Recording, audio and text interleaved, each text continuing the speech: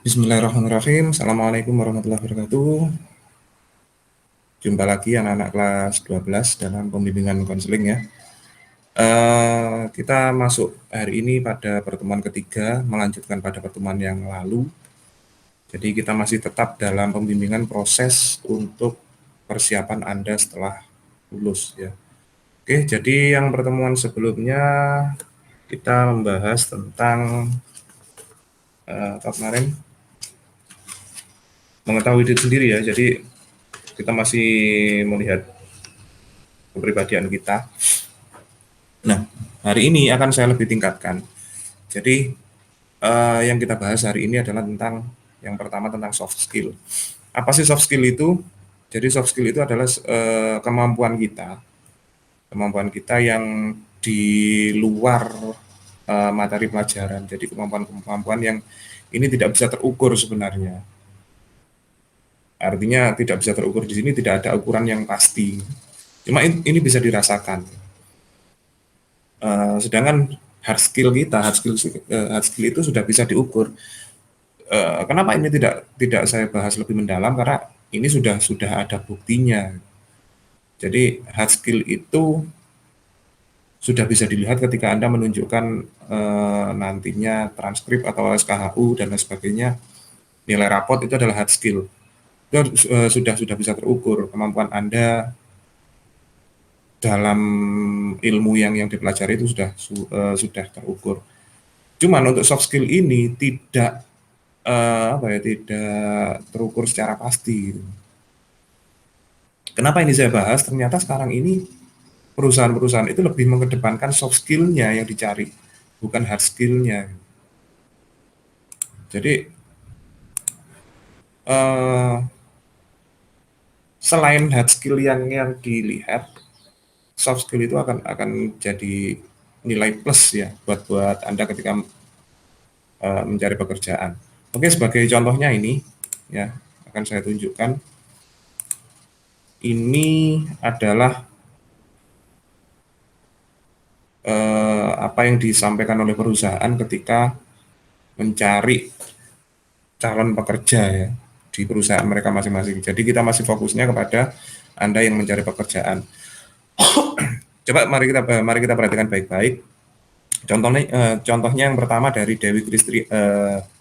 Dewi Kristiani, HR Associate Manager PT Nutrifood Indonesia. Anda tahu mungkin ya Nutrifood ya. Jadi kalau dia mencari kandidat yang bekerja di tempatnya, yang dipastikan yang dicari adalah yang pertama berprestasi, ya baik akademis maupun non akademis. Nah ini sudah mulai bisa dilihat. Jadi kemampuan non akademis di sini yang dimaksud ada mungkin olahraga, musik dan sebagainya, ya. Kemudian yang kedua komunikatif, ini sudah mulai terlihat. Komunikatif ini adalah soft skill ya. Jadi ini yang mulai dicari. Kemudian yang ketiga terlihat drive atau inisiatif untuk bekerjanya tinggi. Ini adalah soft skill gitu. Kemudian yang keempat mau belajar dan bekerja.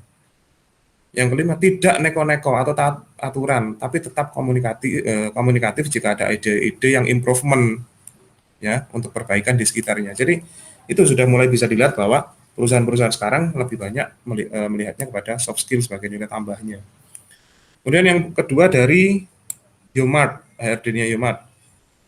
Dalam rekrut, saya mengutamakan yang memiliki karakter penguasaan admin. Ini adalah mungkin hard skill ini ya. Communication skills. Nah, ini communication skills ini kan soft skill ya. Jadi kemampuan berbicara, kemampuan berkomunikasi ya. Menjelaskan sesuatu dengan runut dan mudah dipahami. Itu communication skills-nya. Kemudian public speaking. Nah, berbicara di depan publik.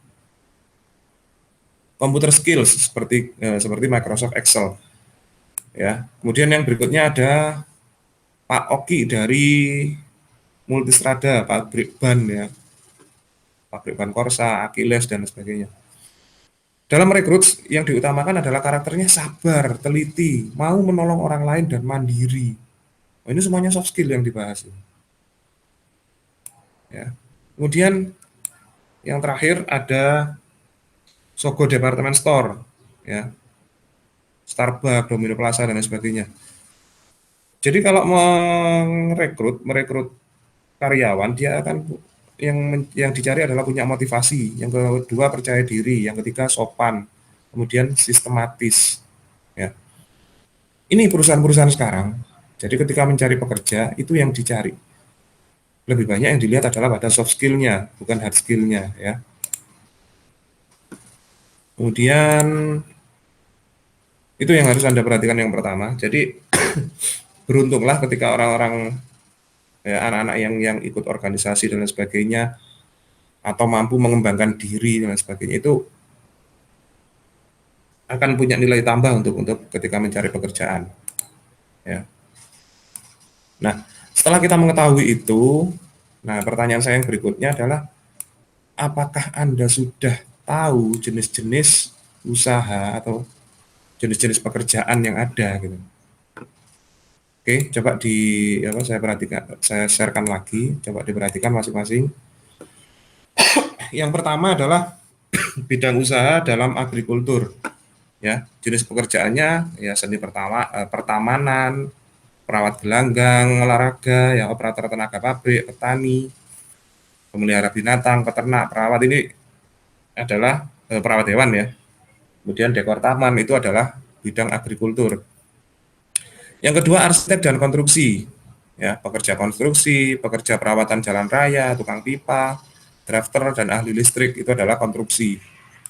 Teknologi informasi ya, spesialis komputer, ahli rekayasa komputer, pengembang web, manajer sistem informasi, teknisi instalasi, desain grafis itu adalah pada bidang TI. Manufaktur ya, operator forklift, tahu forklift ya. Kemudian ahli pemasangan presisi, ahli mesin, pandai besi, mekanik, operator mesin, teknisi mesin itu adalah pada manufaktur. Sains dan teknologi dan matematika ya. Teknisi rekayasa, asisten riset sains sosial, rekayasa keamanan, rekayasa manufaktur, keperawatan, asisten apoteker, asisten bidan itu adalah pada bidang ini. Sains, teknologi dan matematika. Kemudian bidang usaha transportasi, ada ahli mekanis mesin, perbaikan badan kendaraan, driver, call center, navigator, manajer suku cadang ya. Itu jenis-jenisnya. Pendidikan dan pelatihan, asisten perpustakaan, kemudian guru pendidikan vokasi, dosen, koordinator instruksi, trainer, tutor, administrasi ya. Itu pendidikan dan pelatihan. Seni dan komunikasi ya. Untuk bidang pekerjaannya desainer grafis, layouter, editor, ahli perbaikan kamera, musisi, call center, makeup artist, komikus ya. Bidang usaha pelayanan tamu dan turis, ya koki, penyambut tamu, cleaning service ya, manajer restoran, tour guide, translator ya. Yang terakhir bidang usaha pemasaran dan penjualan ya, sebagai sales, pengawas sales, agen produk, customer service, reseller ya, online shop dan call center. Itu contoh-contohnya. Jadi ini adalah pembagian tentang bidang usaha ya yang harus Anda ketahui. Jadi sebelum Anda mencari pekerjaan itu harus Anda ketahui nanti Anda tertariknya di bidang apa, itu yang jadi pertanyaan ya.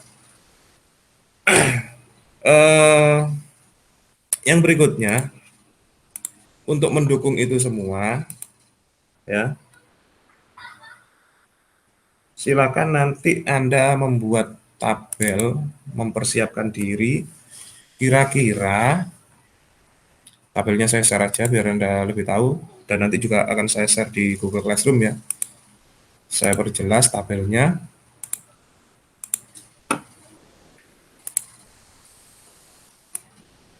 Oke. Jadi kita tadi sudah mengetahui ada jenis pekerjaan ya, dan ada karakter positif. Ini tolong dipadukan ya. Anda punya karakter positif yang seperti apa ya? Oh sorry. Jadi di sini yang diisikan adalah kira-kira pekerjaan yang sesuai dengan saya apa ya gitu. Kemudian karakter positif yang diperlukan dalam pekerjaan itu apa gitu. Contohnya gini, tadi Anda misalkan mengambil bidang desain grafis misalkan ya, pekerjaan yang sesuai dengan saya misalkan desain grafis. Nah, karakter positif yang diperlukan di sini apa? sebagai seorang desainer grafis gitu. Coba Anda tuliskan di sini, ya. Kemudian buat alternatif pekerjaan itu ya, jangan satu, buat dua, tiga, ya. Mungkin tiga alternatif karena apa? Pekerjaan yang akan kita tekuni nanti belum tentu satu itu akan berhasil, ya. Mungkin Anda akan nanti punya alternatif lain untuk bekerja. Jadi tuliskan di sini, ya. Anda ingin jadi apa? Pekerjaan yang sesuai dengan Anda. Kemudian karakter positif yang diperlukan apa saja di sini, gitu. Ya. Kemudian selanjutnya jenis pekerjaan kita melihat kepada yang atas tadi, misalkan yang nomor satu ya, jenis pekerjaannya apa? Ditulis di sini, ya, ditulis di sini. Kemudian cakupan tugasnya apa saja, ya. Kemudian skill yang diperlukan, kira-kira apa skill yang diperlukan dalam pekerjaan tersebut. Kemudian di sini karakter positif yang diperlukan apa? Silakan Anda analisis di sini. Selanjutnya syarat khusus untuk melamar di jenis pekerjaan ini apa? Ya, Anda harus punya persiapan di sini. Yang berikutnya, suka duka dalam menjalani pekerjaan ini apa? Kira-kira, ya, Anda tuliskan. Kemudian ada hal-hal lain yang perlu Anda tuliskan di sini, ya. Jadi setelah Anda membuat daftar ini, mungkin ada tiga alternatif ya. Satu, desainer grafis, kemudian dua, guru olahraga misalkan ya. Yang ketiga, pemusik misalkan. Nah, masing-masing ini nanti Anda jabarkan di sini jenis pekerjaannya apa, ya. Ini untuk persiapan Anda nantinya, ya. Kira-kira nanti pekerjaan yang cocok apa, yang bisa Anda jalani apa. Itu ya. Kemudian yang berikutnya yang harus Anda lakukan adalah lembar pengamatan ya. Anda nanti kalau sudah bekerja ini pengennya di posisi apa, jabatan apa, ya.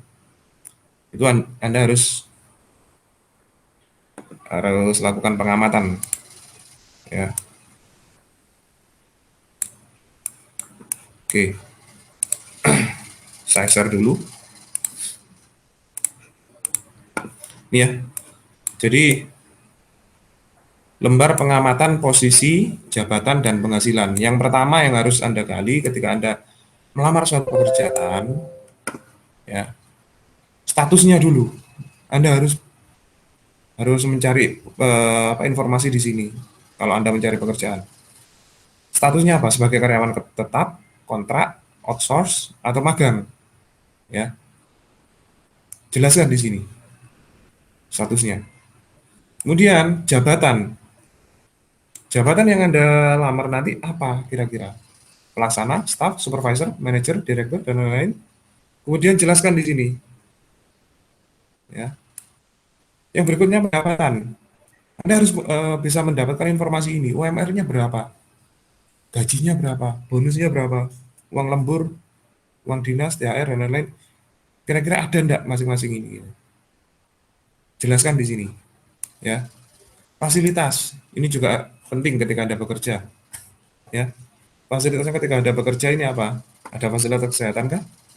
Fasilitas transportasi, konsumsi, perumahan, komunikasi, ya. Ini silakan dijelaskan. Liburannya bagaimana? Ya.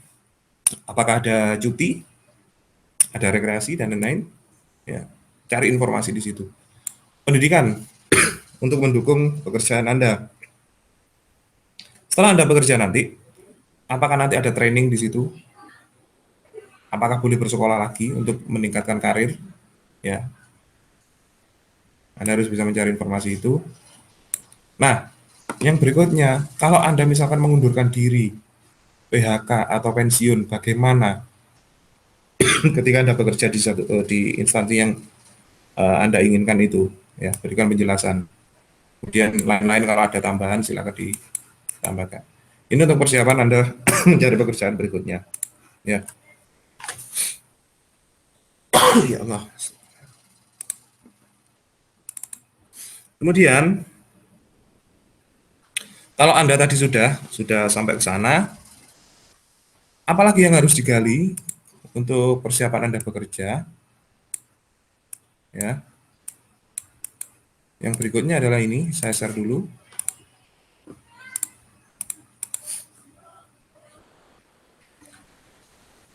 Ini akan berhubungan dengan apa yang saya sampaikan di di awal ya, di awal pertemuan dulu. Ada apa sih sebenarnya dengan kalian ya? Ada apa dengan Anda semua ketika mencari pekerjaan begitu sulitnya, kemudian Anda tidak kerasan ya. Ini yang harus digali. Bagaimana suasana kantor tempat Anda bekerja?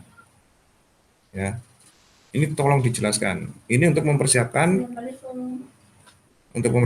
Anda apakah nanti cocok di bidang tersebut, di perusahaan tersebut ya. Kemudian yang kedua, bagaimana hubungan antar karyawannya? Ya. Kemudian yang ketiga, bagaimana hubungan bawahan dengan atasan? Ya. Apakah ada budaya atau kebiasaan khusus yang menjadi ciri khasnya? Ini juga harus Anda pelajari ya. Kebiasaan khusus misalkan di perusahaan saya setiap hari Jumat itu ada senam. Ya. Nah, itu kan kebudayaan khusus ya. Ada kebudayaan yang lain. Datang harus bersalaman dengan pimpinan misalkan, ya, yang menjadi ciri khasnya. Itu Anda harus ketahui. Kemudian apakah ada hal-hal yang tidak boleh dilakukan? Nah, ini juga harus Anda tahu, ya. Yang terakhir hal-hal lainnya mungkin yang ada sebagai tambahan. Ini nanti akan saya share di Google Classroom. Jadi bisa Anda ambil nanti untuk mengisinya sebagai contoh, ya. Nah, yang terakhir kalau Anda sudah semuanya itu buatlah ini, ya. Buatlah, saya search dulu sebentar. Buat my diary ini adalah untuk mengambil kesimpulan, ya. Kira-kira jenis atau bidang usaha perusahaan yang cocok dengan saya ini apa, ya. Kemudian profesi atau jenis pekerjaan yang cocok dengan saya apa, ya. Yang kini saya ketahui mengenai posisi jabatan dan penghasilan di dunia kerja ini apa, ya. Nah, yang sekarang saya ketahui tentang suasana dan budaya kerja ini bagaimana. Ini tolong diisi, ya. Ini juga untuk persiapan agar nanti Anda tidak kaget ketika Anda bekerja nanti, ya. Oke, mungkin sementara untuk hari ini sampai di sini dulu, dan mungkin untuk yang pertemuan berikutnya kita akan membahas tentang CV, ya, atau mencari pekerjaan. Jadi bersiap-siaplah Anda untuk membuat atau ini ya, mempersiapkan. Kalau sudah punya mungkin nanti akan kita buat perbandingan surat lamaran pekerjaan, kurikulum vitae dan sebagainya ya. Kalau masih belum paham ya nanti kita akan bertemu di pertemuan yang keempat. Itu untuk pertemuan hari ini. Jadi semoga bermanfaat ya. Dan saya akhiri, tetap jaga kesehatan ya. Bila kita hidayah. Assalamualaikum warahmatullahi wabarakatuh.